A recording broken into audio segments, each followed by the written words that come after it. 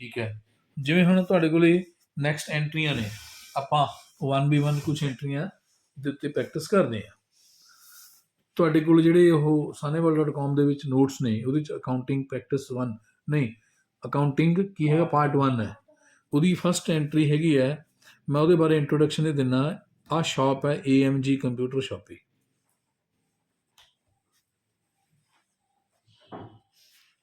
ਇਹ ਜਿਹੜੀ ਦੁਕਾਨ ਹੈ ਇਹਨੂੰ 3 ਪਰਸਨਸ ਨੇ। ਇੱਕ ਦਾ ਨਾਂ ਹੈਗਾ ਅੰਮ੍ਰਿਤਪਾਲ ਸਿੰਘ, ਇਹ ਵੀ ਪਾਰਟਨਰ ਹੈ ਫਰਮ ਦਾ। ਦੂਜਾ ਮਨਪ੍ਰੀਤ ਸਿੰਘ, ਇਹ ਵੀ ਪਾਰਟਨਰ ਹੈ। Partner number 1, partner number 2, partner number 3 ਹੈਗਾ ਗੁਰਪ੍ਰੀਤ ਸਿੰਘ। ਇਹਨਾਂ 3 ਮੁੰਡਿਆਂ ਨੇ ਇੱਕ ਦੁਕਾਨ ਨਵੀਂ ਸਟਾਰਟ ਕੀਤੀ। ਦੁਕਾਨ ਦਾ ਨਾਂ ਰੱਖ ਲਿਆ AMG ਕੰਪਿਊਟਰ ਸ਼ਾਪੀ। ਇੱਥੇ ਕੀ ਕਰਦੇ ਨੇ, computer and it's parts, computer ਅਤੇ ਉਹਦੇ ਪਾਰਟਸ ਇਹ ਖਰੀਦ ਕੇ ਵੇਚਦੇ ਨੇ। ਮਤਲਬ ਕੰਪਿਊਟਰ ਐਂਡ ਇਟਸ ਪਾਰਟਸ ਦੀ ਇਹ ਟ੍ਰੇਡਿੰਗ ਕਰਦੇ ਨੇ, ਵਪਾਰ ਕਰਦੇ ਨੇ, ਖਰੀਦ ਲਿਆ ਵੇਚ ਲਿਆ। ਇਹਨਾਂ ਨੂੰ ਕੀ ਹੁੰਦਾ, ਜੋ ਪ੍ਰੋਫਿਟ ਹੁੰਦਾ ਆ। ਕੋਈ ਕੰਪਿਊਟਰ ਇਹਨਾਂ ਨੇ ਵੇਚਿਆ ਜਾਂ ਕੋਈ ਕੰਪਿਊਟਰ ਦਾ ਕੋਈ ਪਾਰਟ, ਜਿਵੇਂ ਮੋਨੀਟਰ ਲਿਆਂਦਾ, ਕੀਬੋਰਡ ਹੈ, ਮਾਊਸ ਹੈ, ਰੈਮ ਹੈ, ਹਾਰਡ ਡਿਸਕ ਹੈ, ਵਗੈਰਾ ਵਗੈਰਾ, ਕੰਪਿਊਟਰ ਦੇ ਜਿਹੜੇ ਪਾਰਟਸ ਨੇ ਇਹ ਖਰੀਦ ਕੇ ਪ੍ਰੋਫਿਟ ਲੈ ਕੇ ਅੱਗੇ ਵੇਚਦੇ ਨੇ। ਇਹ ਤੋਂ ਇਲਾਵਾ ਇਹ ਸਰਵਿਸ ਯਾਨੀ ਰਿਪੇਅਰ ਵੀ ਕਰਦੇ ਨੇ, ਰਿਪੇਅਰ ਆਫ ਕੰਪਿਊਟਰਸ, ਇਹ ਕੰਪਿਊਟਰ ਦੀ ਰਿਪੇਅਰ ਵੀ ਕਰਦੇ ਨੇ। ਅਤੇ ਇਹਨਾਂ ਦੇ ਉੱਤੇ ਟੈਕਸ, ਜਿਹੜਾ ਕੰਪਿਊਟਰ ਦੇ ਪਾਰਟਸ ਨੇ ਉਹਨਾਂ ਦੇ ਉੱਤੇ 12% ਟੈਕਸ ਹੈ, ਵਾਲਿਆਂ ਪਾਰਟ ਦੇ ਉੱਤੇ 12% GST ਹੈ। 12% GST ਦਾ ਮਤਲਬ ਹੈ 6% ਸੈਂਟਰ ਲੈ ਲੈਂਦੀ ਹੈ, 6% ਸਟੇਟ ਲੈ ਲੈਂਦਾ ਹੈ। ਇਹ ਹੈਗਾ ਇਹਨਾਂ ਦੇ ਪਾਰਟਸ ਦੇ ਉੱਪਰ ਟੈਕਸ। ਬਾਕੀ ਜ਼ਰੂਰੀ ਵੀ ਨਹੀਂ ਹੈਗਾ ਵੀ ਸਾਰੇ ਪਾਰਟਸ 'ਤੇ 12% ਹੈ। ਇਹ ਨੈਟਵਰਕਿੰਗ ਦੀਆਂ ਕੇਬਲਾਂ ਵੇਚਦੇ ਨੇ, ਉਹ 'ਤੇ 28% ਹੈ। ਇਹ UPS ਦੀਆਂ ਬੈਟਰੀਆਂ ਵੇਚਦੇ, ਉਹ 'ਤੇ 28% ਹੈ। ਮਤਲਬ ਕੁਛ ਆਈਟਮਾਂ 12% ਵਾਲੀਆਂ ਨੇ, ਕੁਛ ਆਈਟਮਾਂ 28% ਵਾਲੀਆਂ ਨੇ। ਗੌਰਮੈਂਟ ਜਿਹੜੀਆਂ ਆਈਟਮਾਂ ਦੇ ਉੱਤੇ ਜੋ ਰੇਟ ਸੈੱਟ ਕਰ ਲੈਂਦੀ ਹੈ, ਸਾਨੂੰ ਫਿਰ ਉਸ ਰੇਟ ਦੇ ਉੱਤੇ ਟੈਕਸ ਲੈਣਾ ਪੈਂਦਾ ਹੈ। ਅਤੇ ਜਿਹੜੀ ਰਿਪੇਅਰ ਵਾਲੀ ਇਨਕਮ ਹੈ, ਰਿਪੇਅਰ ਦੇ ਜਿਹੜੇ ਚਾਰਜਸ ਨੇ, ਇਹਦੇ ਉੱਤੇ ਇਹਨੂੰ ਆਪਾਂ ਕਹਿ ਦਈਏ ਸਰਵਿਸਿਜ਼, ਇਹਦੇ ਉੱਤੇ 18% GST ਲੱਗਦਾ ਆ। 18% ਦਾ ਮਤਲਬ 9%। ਤਾਂ ਉਹ ਜਦੋਂ ਤੁਹਾਨੂੰ ਐਂਟਰੀਆਂ ਮਿਲਣਗੀਆਂ ਲਿਖਿਆ ਹੋਊਗਾ ਇਹ 'ਤੇ GST ਕਿੰਨੇ % ਹੈ। ਤੁਸੀਂ ਇਸ ਫਰਮ ਦੇ ਵਿੱਚ ਅਕਾਊਂਟਸ ਦਾ ਕੰਮ ਕਰਨ ਲੱਗੇ, you have been appointed as accountant, as assistant accountant ਕਹਿ ਦਿੰਦਾ ਮੈਂ ਤੁਹਾਨੂੰ, ਅਸਿਸਟੈਂਟ ਅਕਾਊਂਟੈਂਟ। ਤੁਸੀਂ ਇਸ ਕੰਪਨੀ ਦੇ ਵਿੱਚ ਅਸਿਸਟੈਂਟ ਅਕਾਊਂਟੈਂਟ ਦਾ ਕੰਮ ਕਰਨ ਲੱਗੇ। ਆਪਾਂ ਇਸ ਕੰਪਨੀ ਦੀਆਂ ਜਿਹੜੀਆਂ ਐਂਟਰੀਆਂ ਨੇ ਉਹਨਾਂ ਨੂੰ ਕਿਤਾਬਾਂ 'ਤੇ ਪਾਉਂਦੇ ਪਾਉਂਦੇ ਅਕਾਊਂਟਿੰਗ ਦੀ ਪ੍ਰੈਕਟਿਸ ਕਰਨੀ ਹੈ। ਕਲੀਅਰ? ਤੋ ਜਿਹੜੀ ਪਹਿਲੀ ਐਂਟਰੀ ਹੈ ਇਹ 2 ਦਸੰਬਰ ਦੀ ਹੈ। 2 ਦਸੰਬਰ 2021 ਮੰਨ ਲਓ, ਚਾਹੇ 2 ਦਸੰਬਰ 21 ਤੋਂ 22 ਚੱਲਦਾ ਪਿਆ, 2 ਦਸੰਬਰ 2020 ਮੰਨ ਲਓ। 2 ਦਸੰਬਰ 2020 ਨੂੰ ਜਿਹੜੀਆਂ ਟ੍ਰਾਂਜੈਕਸ਼ਨਾਂ ਹੋਈਆਂ ਨੇ ਉਹ ਤੁਹਾਡੇ ਕੋਲ ਤੁਹਾਡੇ ਫੋਨ 'ਤੇ ਆਈਆਂ ਹੋਈਆਂ ਨੇ ਨਾ। ਪਹਿਲੀ ਟ੍ਰਾਂਜੈਕਸ਼ਨ ਤੁਸੀਂ ਦੱਸੋਗੇ, ਮੈਂ ਤੁਹਾਨੂੰ ਦੱਸਤੀ ਪਹਿਲੀ ਆਪਾਂ ਗੱਲ ਕਰ ਲਈ ਹੈ ਹੁਣੇ। 15,000 ਰੁਪਏ ਅੰਮ੍ਰਿਤਪਾਲ ਤੋਂ ਆਏ ਨੇ ਕੈਸ਼, 15,000 ਰੁਪਏ ਮਨਪ੍ਰੀਤ ਤੋਂ ਆਏ ਨੇ ਕੈਸ਼, 15,000 ਰੁਪਏ ਗੁਰਪ੍ਰੀਤ ਤੋਂ ਆਏ ਨੇ। ਇਹ ਇੱਕ ਐਂਟਰੀ 'ਚ 3 ਰਕਮਾਂ ਨੇ, ਆਪਾਂ 3 ਅਲੱਗ-ਅਲੱਗ ਵਾਚਰ ਪਾ ਲਈਏ। ਪਹਿਲੀ ਦਾ ਆਪਾਂ ਐਂ ਕਰ ਲਈਏ A, ਫਿਰ ਪਹਿਲੀ ਦਾ B, ਫਿਰ ਪਹਿਲੀ ਦਾ C। ਪਹਿਲੀ ਦਾ A, ਇਹ 'ਚ ਕੀ ਹੋਊਗਾ ਡੈਬਿਟ ਅਤੇ ਕੀ ਹੋਊਗਾ ਕ੍ਰੈਡਿਟ। ਰਾਜਕੁਮਾਰ ਬੋਲੀ। Debit cash. ਹਾਂ ਠੀਕ ਹੈ। ਤੇ credit Amritpal Singh, mister Amritpal Singh. Partners capital account. ਇੱਦਾਂ ਐਂਟਰੀ ਹੈਗੀ। ਅਮਾਊਂਟ ਹੈ 15,000 ਰੁਪਏ ਦੀ। 15,000 ਹੀ ਕੈਸ਼ ਆਇਆ, 15,000 ਦੀ ਖਾਤੇ 'ਚ ਕ੍ਰੈਡਿਟ। ਇੱਥੇ ਆਪਾਂ ਪੂਰਾ ਨਾਂ ਲਿਖ ਦਈਏ, mister Amritpal Singh, partners capital account. Capital account ਮਤਲਬ ਉਹਦੀ ਪੂੰਜੀ ਦਾ ਖਾਤਾ ਹੈ। ਇੱਦਾਂ ਹੀ ਪਹਿਲੀ ਦੀ ਦੂਜੀ ਐਂਟਰੀ, ਪਹਿਲੀ ਦੀ ਤੀਜੀ ਐਂਟਰੀ, ਤਿੰਨਾਂ ਦਾ ਸੇਮ ਹੀ ਆ ਜਾਊਗਾ। ਇੱਦਾਂ ਦਾ ਹੀ ਨਾਮ ਬਦਲ ਜੂਗਾ। ਉਹ ਪਹਿਲਾ ਮਨਪ੍ਰੀਤ ਅੰਮ੍ਰਿਤਪਾਲ ਤੋਂ ਆਇਆ, ਦੂਜਾ ਮਨਪ੍ਰੀਤ ਤੋਂ ਆਇਆ, ਤੀਜਾ ਗੁਰਪ੍ਰੀਤ ਤੋਂ ਆਇਆ। ਚਲੋ ਹੋ ਗਈ ਐਂਟਰੀ, ਤੁਸੀਂ ਆਪੇ ਪਾ ਲੈਣੀ ਹੈ। ਸੈਕਿੰਡ ਸਵਾਲ ਕੀ ਹੈ? ਸੈਕਿੰਡ ਦੇ ਵਿੱਚ ਵੀ ਹੈ ਨਾ ਰਕਮ ਕੀ ਹੈ? ਨਹੀਂ, ਚੌਥੇ ਦੇ ਆ ਜਾਓ। ਅੱਛਾ ਇਹ 1 2 3 ਹੈ ਨਾ। ਲਓ ਫਿਰ 1 2 3 ਲਾਓ। ਮੈਂ ਕਿਹਾ ਕਿਤੇ ਇੱਕ 'ਚ ਹੀ ਪਾਈਆਂ ਗਈਆਂ ਨੇ। ਤਾਂ ਚੌਥੇ ਦੇ ਆ ਜਾਓ। ਸਰ ਕੈਸ਼ ਰੁਪੀਜ਼ 10,000 10,000 ਡਿਪੋਜ਼ਿਟ ਕੀਤੀ ਹੈ ਸਟੇਟ ਬੈਂਕ ਆਫ ਇੰਡੀਆ 'ਚ। ਠੀਕ ਹੈ, cash 10,000 deposit into state bank of India. New current account भी मिलता है ਹਾਂ, ਨਵਾਂ ਕਰੰਟ ਅਕਾਊਂਟ ਖੁਲਾ ਲਿਆ ਉੱਥੋਂ ਆਪਾਂ ਨੇ ਫਰਮ ਦੇ ਨਾਂ ਤੇ AGM में। ਹੈ। AMG ਕੰਪਿਊਟਰ ਸ਼ਾਪ ਹੀ। ਕੰਪਿਊਟਰ ਸ਼ਾਪ ਵਾਸ ਓਪਨ अच्छा, ਬਾਈ आगे भी ਆਵਰ है ਹੋਮ। आगे नहीं देखा है। ਹਾਂ, ਤਾਂ ਫਿਰ ਇੱਥੇ ਇਹਦੀ ਐਂਟਰੀ ਕੀ ਪਊਗੀ, ਇਹਦਾ ਜਵਾਬ ਕੀ ਬਣੂਗਾ? ਆਪਾਂ ਨੇ 10,000 ਰੁਪਏ ਕੈਸ਼ ਬੈਂਕ 'ਚ ਜਮ੍ਹਾਂ ਕਰਾਏ ਨੇ, ਸਰ ਬੈਂਕ ਕੋਲ debit state bank of India state bank of India cash credit credit cash.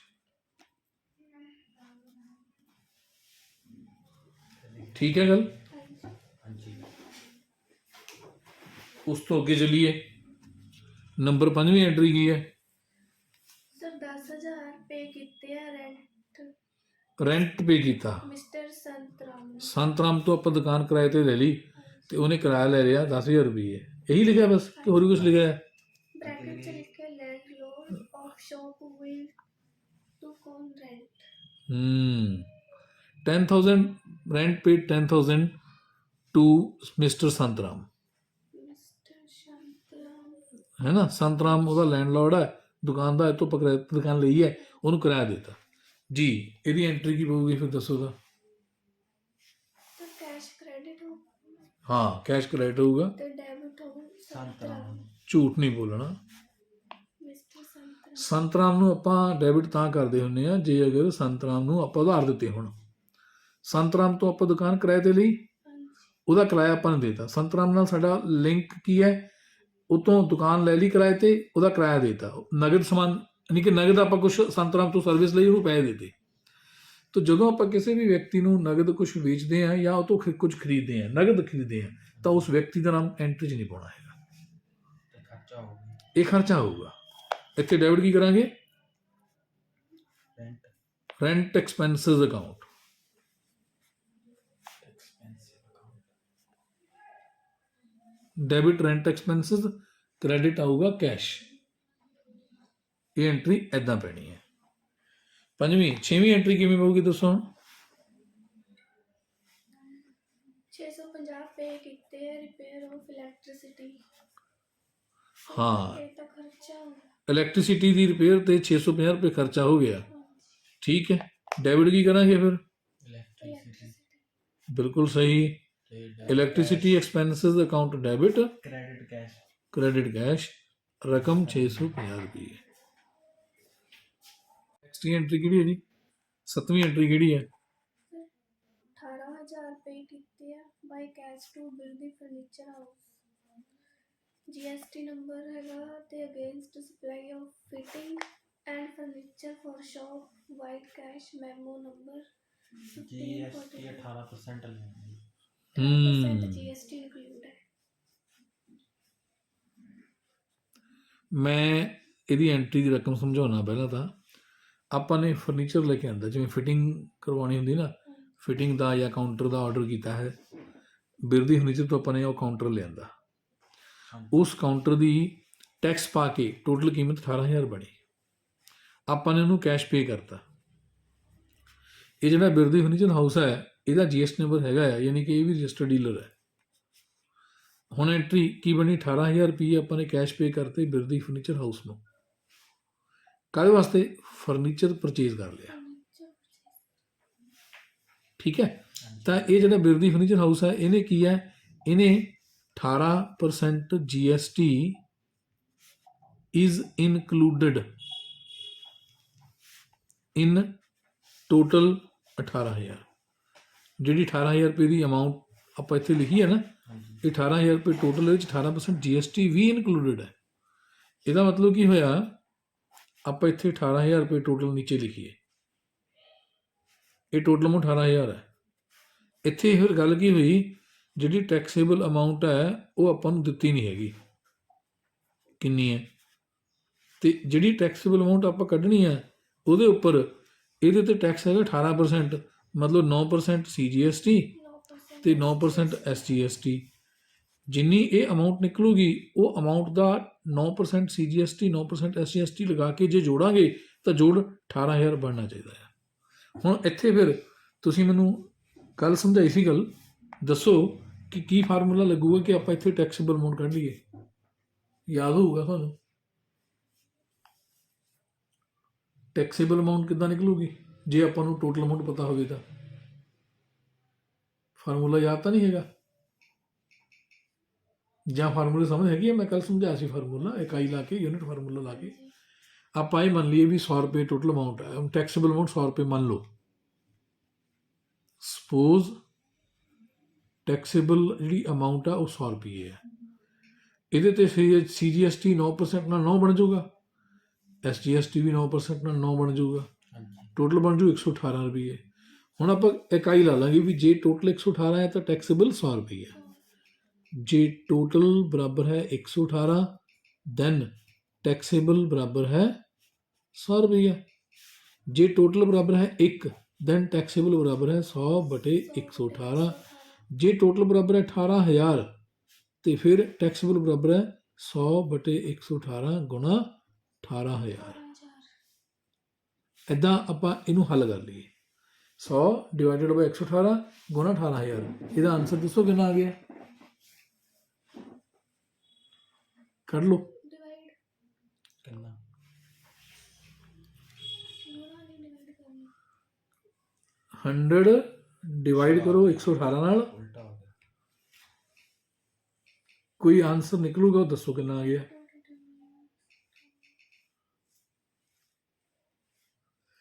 15,254 point ਕਿੰਨੇ ਪੈਸੇ ਆ? 24 20 23 23 ਹੈ ਕਿ 24 ਹੈ? 23 ਅੱਛਾ 23 ਤੋਂ ਪਿੱਛੇ ਕੀ ਹੈ? 73 72 23 ਦੇ ਪਿੱਛੇ 72 73 ਹੈ। सर 73 है 15,224 ਰੁਪਏ 23 ਪੈਸੇ ਪਿੱਛੇ 73 ਹੈ। ਇਹਦਾ ਮਤਲਬ ਵੱਡੀ ਰਕਮ ਹੈ। 5 ਤੋਂ 24 ਕਰ ਲਓ, 23 ਨਾ ਕਰੋ 24 ਕਰ ਲਓ।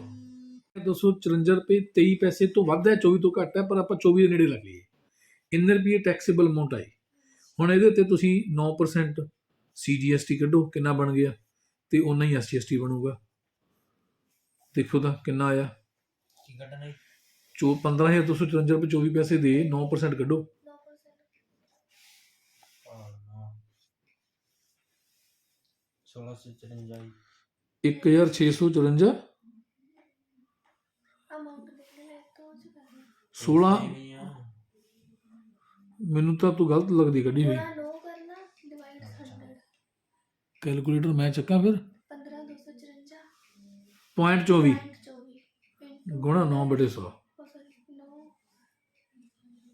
9 हाँ बटे 100 डिवाइड ਕਿੰਨਾ ਆ ਗਿਆ? 1372 हाँ। 88 1372.88 ਹੈ। हाँ जी 88 ਦੇ ਨੇੜੇ ਹੈ ਨਾ, हाँ जी ਤੇ ਇੰਨਾ ਹੀ ਇਹ ਆ ਗਿਆ।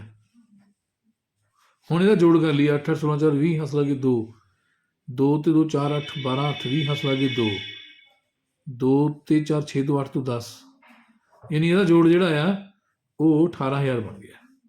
ਤਾਂ 18,000 ਰੁਪਏ ਟੋਟਲ ਦੇ ਵਿੱਚ ਜਿਹੜਾ ਸਮਾਨ ਆ ਉਹਦੀ ਕੀਮਤ 15,254, ਬਾਕੀ ਤਾਂ ਟੈਕਸ ਪੇ ਕਰਤਾ। हाँ जी ਜਿਹੜਾ ਆ ਟੈਕਸ ਪੇ ਕੀਤਾ, ਆਪਾਂ ਕੋਈ ਵੀ ਚੀਜ਼ ਖਰੀਦਦੇ ਆ ਉਹ ਤੇ ਜਿਹੜਾ ਟੈਕਸ ਪੇ ਕਰਦੇ ਨੂੰ ਆਪਾਂ ਕਹਿੰਦੇ ਇਨਪੁਟ ਟੈਕਸ।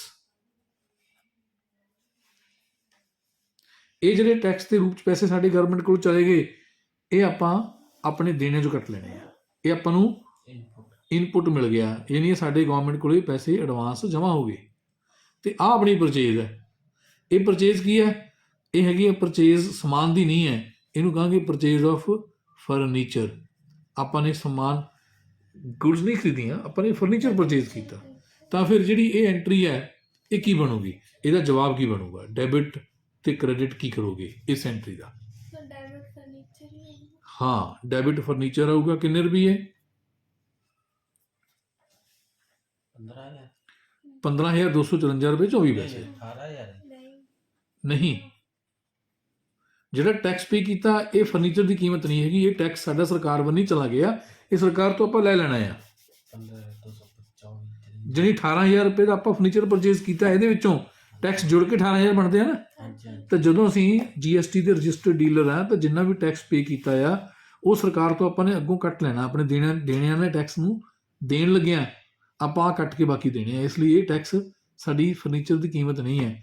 ਹੁਣ ਆਪਾਂ ਨੂੰ ਲੱਗਦਾ ਹੈ ਕਿ ਸਾਡੇ ਕੋਲ ਜਿਹੜਾ ਆਪਾਂ ਨੇ ਕਾਊਂਟਰ ਖਰੀਦਿਆ ਹੈ ਜਾਂ ਜਿਹੜਾ ਵੀ ਸਮਾਨ ਖਰੀਦਿਆ ਹੈ, ਉਹ 18,000 ਦਾ ਆਪਾਂ ਖਰੀਦਿਆ, ਬਟ ਐਕਚੁਅਲੀ 18,000 ਦਾ ਨਹੀਂ ਹੈ। ਐਕਚੁਅਲੀ ਉਹਦੀ ਕੀਮਤ ਹੈ 15,254। ਤਾਂ ਆਪਾਂ ਉਹੀ ਇੱਥੇ ਲਿਖੀ 15,254 ਦਾ ਫਰਨੀਚਰ ਆ ਗਿਆ। ਤੇ ਇਹਦੇ ਉੱਤੇ CGST ਇਨਪੁਟ, ਫਿਰ SGST ਇਨਪੁਟ, ਇਹ ਕਿੰਨਾ ਆ ਜਾਊਗਾ 1372.88। ਇੱਥੇ ਵੀ 1372.88। ਇਹਦਾ ਜਿਹੜਾ ਜੋੜ ਆ ਇਹ ਆ ਗਿਆ 18,000। ਤੋ ਜਿੰਨਾ ਜੋੜ ਆ ਗਿਆ 19 ਰੁਪਏ ਆਪਾਂ ਨੂੰ ਕੈਸ਼ ਪੇ ਕਰਤਾ, ਕ੍ਰੈਡਿਟ ਕਰਦਾ ਕਿ ਕੈਸ਼ 18,000 ਐਂਟਰੀਆਂ ਪਈ। ਹੁਣ ਜਿਹੜਾ CGST ਹੈ ਨਾ, ਇਹ ਐਕਚੁਅਲੀ ਦੁਕਾਨਦਾਰ ਤੇ ਨਹੀਂ ਪੈਂਦਾ। ਆਪਾਂ ਦੁਕਾਨ ਵਾਸਤੇ ਫਰਨੀਚਰ ਪਰਚੇਜ਼ ਕੀਤਾ ਹੈ ਤਾਂ ਸਾਨੂੰ ਇਹ ਬਿਨਾਂ ਟੈਕਸ ਤੋਂ ਸਮਾਨ ਮਿਲ ਗਿਆ। ਟੈਕਸ ਲੈ ਲਿਆ ਉਹਨੇ, ਪਰ ਇਹ ਟੈਕਸ ਜਿਹੜਾ ਆਪਾਂ ਨੇ ਗਵਰਨਮੈਂਟ ਨੂੰ ਦੇਤਾ ਇਹ ਆਪਾਂ ਨੂੰ ਵਾਪਸ ਆ ਜਾਣਾ ਹੈ। ਤੋ ਟੈਕਸ ਜਿਹੜਾ ਆ ਸਰਕਾਰ ਕਿਤੋਂ ਲੈਂਦੀ ਆ? ਕੰਜ਼ਿਊਮਰ ਤੋਂ, ਦੁਕਾਨਦਾਰ ਤੋਂ ਨਹੀਂ ਲੈਂਦੀ ਹੈਗੀ। ਦੁਕਾਨਦਾਰ ਪੇ ਕਰ ਦੂਗਾ, ਉਹਨੂੰ ਵਾਪਸ ਮਿਲ ਜਾਣਾ ਹੈ।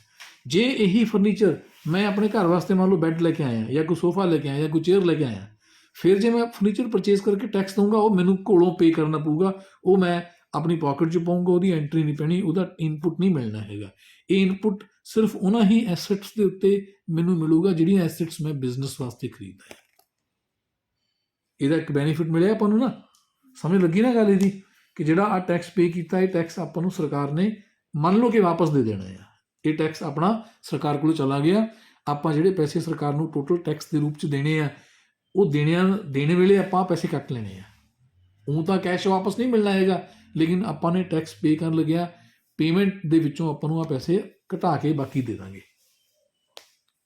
ਹੁਣ ਮੈਂ ਇਹ ਸੋਚੂਗਾ ਕਿ ਜਿਹੜਾ ਮੈਂ ਆਪਣੀ ਦੁਕਾਨ ਵਾਸਤੇ ਜਾਂ ਆਪਣੀ ਸ਼ਾਪ ਵਾਸਤੇ ਜਾਂ ਆਪਣੇ ਬਿਜ਼ਨਸ ਵਾਸਤੇ ਕੋਈ ਵੀ ਸਮਾਨ ਖਰੀਦ ਲਵਾਂ, ਮੰਨ ਲਓ ਮੈਂ ਕੰਪਿਊਟਰ ਖਰੀਦਿਆ, ਮੈਂ ਫਰਨੀਚਰ ਖਰੀਦਿਆ, ਮੈਂ ਜਨਰੇਟਰ ਖਰੀਦਿਆ, ਜਾਂ ਮੈਂ ਕੋਈ ਵੀ ਐਸੈਟ AC ਲਿਆਂਦਾ, ਫਰਿੱਜ ਲਿਆਂਦਾ, ਮੈਂ ਟੈਲੀਫੋਨ ਦਾ ਬਿੱਲ ਪੇ ਕੀਤਾ, ਇਹਨਾਂ ਸਾਰੀਆਂ ਚੀਜ਼ਾਂ 'ਤੇ ਟੈਕਸ ਲੱਗਦਾ ਆ। ਉਹ ਟੈਕਸ ਮੇਰੇ 'ਤੇ ਲੱਗਦਾ ਨਹੀਂ ਹੈਗਾ। ਉਹ ਟੈਕਸ ਮੇਰੇ 'ਤੇ ਕਿਉਂ ਨਹੀਂ ਲੱਗਦਾ? ਕਿ ਮੈਂ ਉਹ ਸਮਾਨ ਆਪਣੇ ਬਿਜ਼ਨਸ ਵਾਸਤੇ ਖਰੀਦਿਆ, ਅਤੇ ਬਿਜ਼ਨਸਮੈਨ ਨੂੰ ਟੈਕਸ ਨਹੀਂ ਪੈਂਦਾ, ਟੈਕਸ ਪੈਣਾ ਹੈ ਕੰਜ਼ਿਊਮਰ ਨੂੰ। ਜੇ ਮੈਂ ਇੱਕ ਵਾਰੀ ਟੈਕਸ ਪੇ ਵੀ ਕਰ ਦੂੰਗਾ ਤਾਂ ਉਹਨਾਂ ਮੈਨੂੰ ਟੈਕਸ ਗਵਰਨਮੈਂਟ ਨੇ ਮੇਰੇ ਉਹਨੇ ਘਟਾ ਦੇਣੇ ਆ ਦੇਣਦਾਰੀ 'ਚੋਂ। ਮੈਨੂੰ ਉਹ ਟੈਕਸ ਮੰਨ ਲਓ ਕਿ ਗਵਰਨਮੈਂਟ ਨੇ ਵਾਪਸ ਕਰ ਦੇਣਾ ਹੈ। ਕਲੀਅਰ ਹੈ ਗੱਲ ਕਿ ਨਹੀਂ? ਜੇ ਕੋਈ ਡਾਊਟ ਹੈ ਤਾਂ ਪੁੱਛ ਸਕਦੇ ਹੋ। ਰਾਜਕੁਮਾਰ, ਤੈਨੂੰ ਕਲੀਅਰ ਹੈ? ਹਾਂਜੀ।